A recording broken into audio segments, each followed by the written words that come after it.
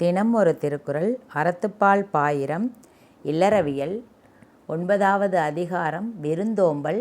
90வது குறள். மோப்பக் குழையும் அனிச்சம் முகம் திரிந்து நோக்கக் குழையும் விருந்து. இந்த குறளின் விளக்கம். அனிச்ச மலர் மோந்தவுடனே வாடிவிடும். முகம் மாறுபட்டு நோக்கிய உடனே விருந்தினரும் அனிச்சம் மலர் போல வாடிவிடுவார்கள். அதாவது அனிச்சம் பூ, அது ஒரு வகையான மலர் பூவு.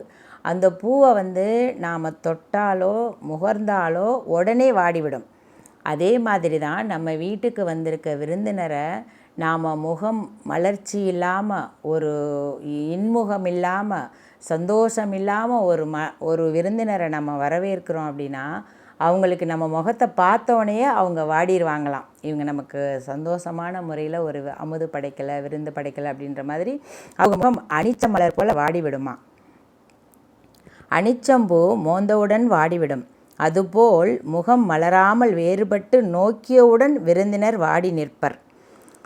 தொட்டு மோந்து பார்த்த அளவில் அனிச்சம்பூ வாடும். அந்த அனிச்சம்பூவை நம்ம தொட்டு முகர்ந்துட்டாலே அந்த பூ உடனே வாடிடும்.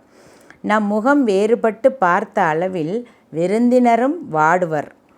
அனிச்சம் எனப்படும் பூ முகர்ந்தவுடன் வாடிவிடக்கூடியது. அதுபோல் சற்று முகம் கோணி வரவேற்றாலே விருந்தினர் வாடிவிடுவர். கொஞ்சம் முகம் சுழிச்சு, கொஞ்சம் முகம் கோணி நம்ம அந்த ஒரு விருந்தினரை வரவேற்றாலே அவங்க முகம் வாடிவிடுமா.